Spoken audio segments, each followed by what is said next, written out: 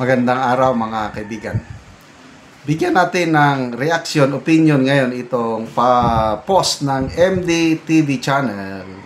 Pahayag ito ni Secretary Vince Dizon ng DPWH. Medyo nakakaawa ang kalagayan ng Secretary sa dami ng problema ng ahensya. At medyo may babala siya. Nag-warning. I will love to resign kung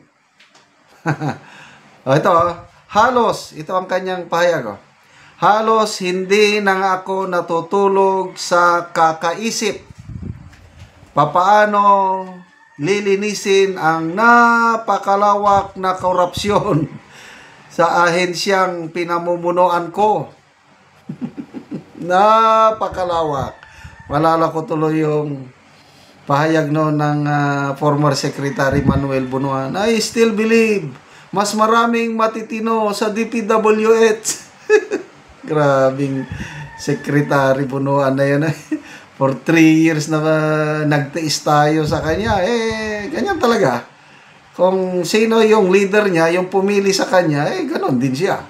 Mabuti na lang at may Secretary Vince Dizon na pumalit. Napakalawak na korupsyon sa ahensyang pinamumunuan ko. Kaya, ito na, babala Maganda naman ito.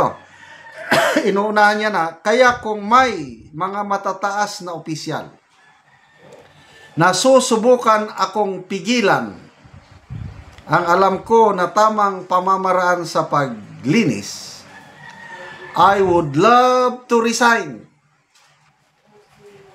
Rather than alam nyo na may makialam, mas gugustuhin ko pang ilagay ako sa ibang ahensya dahil ang korupsyon wag lang tignan sa 2022 to 2025. Ang nakikita ko is nag-ugat pa ito sa mga nakaraang administrasyon, hindi lang ngayon. Agree ako niyan. Matagal na po na may corruption sa DPWH.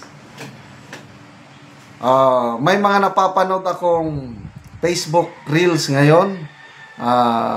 Senate Senate investigation. Late Miriam Defensor Santiago. Binabatikos niya yung mga pinatawag doon na iniimbestigahan.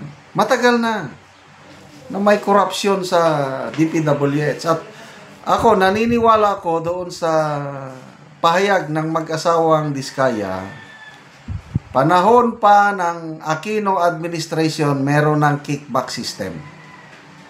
10%. Pagdating ng Duterte administration, tumaas ng kaunti, 12 to 15%. Kailang itong administrasyong ito, naging 25 to 30%, halos na doble. At naging garapalan na ang korupsyon ngayon. Tingnan nyo, yung ginagawa ni Saldico, halos lahat na lang ng ahensya ng gobyerno, parang napasukan niya na. DPWH, na-control nila ang DPWH. Flood control projects, Yan. Yung TICAS, Tatag Infrastruktura para sa Kapayapaan at Seguridad, 15 billion. Mabuti na lang at nadiskobrehan ni Senator Erwin Gatchalian. Hindi naman totally ghost. Kailang hindi natatapos. May mga ghost. Kailang karamihan hindi natatapos. Kaya nagrereklamo na po ang AFP. Nanawagan na ang AFP nga kung pwede apurahin nila itong DPWH pag-construct ng mga projects kasi kailangan ng mga sundalo natin. Pinakialaman mayroong isang example sa Iloilo. Miag-Aw, Iloilo. Mayroong battalion headquarters, infantry battalion. Ako, naranasan ko naging infantry battalion commander. Kubo-kubo lang tumutulo ang mga tirahan ng mga sundalo. Kawawa ang buhay ng mga army soldiers natin. yung infantry battalion. Ayun. Nabigyan 15 million na pondo para ipatayo ng barracks. Nasaan? Wala. As in, wala. Oh, tip of the iceberg lang yan. Project yon, ang contractor, SunWest ni Saldico. Ano ba? Farm to market road.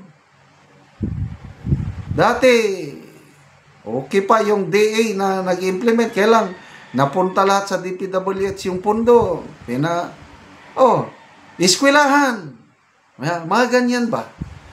Grabe. Talamak ang korupsyon ngayon na doble ang kickbacks. Kaya, yes, Mr. Secretary, totoo. Kaya lang, unahin mo muna ngayon.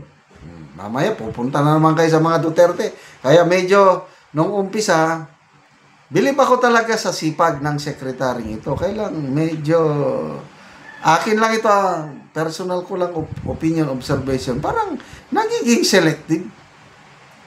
Kung mga maliliit, mabilis.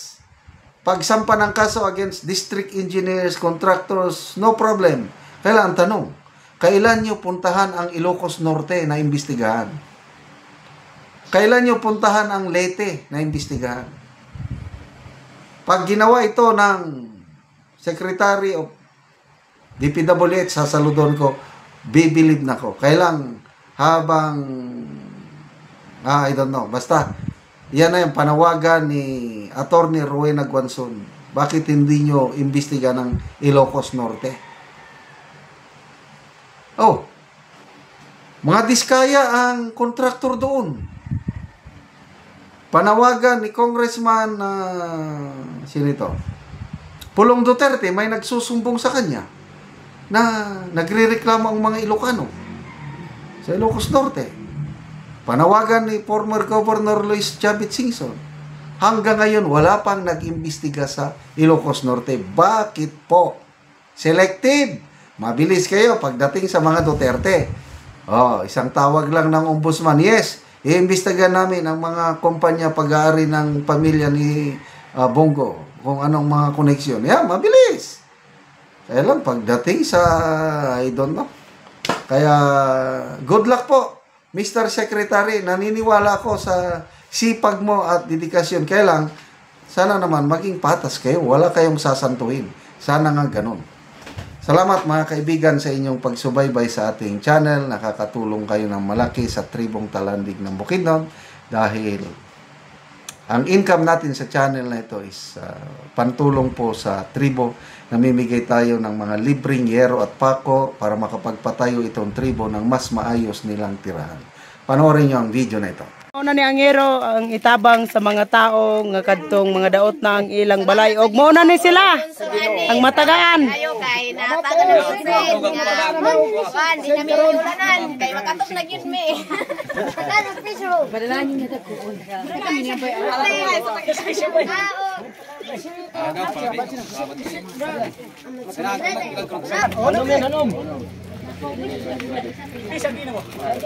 Michael di ba kada may kaplak.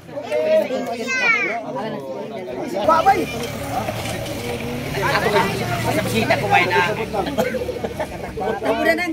Og karon mao na ni sila ang nangatabangan. Salamat. Salamat kami kay nahibala ka ng Sen. Namong balay kay doon matuluan og ulan. Kay makabalay na maigsen. Nabangan na maigsen. Kayo. Salamat kayo. Salamat kayo.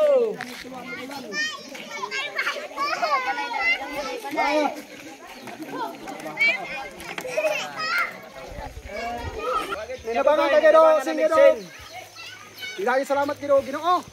Nabangan kayo, Sen. Nga mo ni. Ay nabangan na gid ko.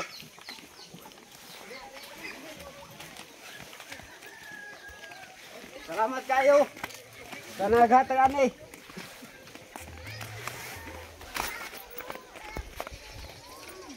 Pero ginuhap na inabangan kayo Sid para salamat po ginuhap.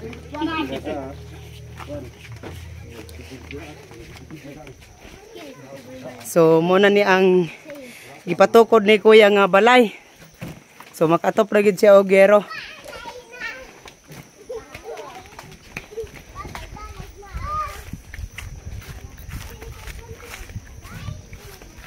kayo. Kaya na nabangan nagig ko anay makagbalay nagig ko.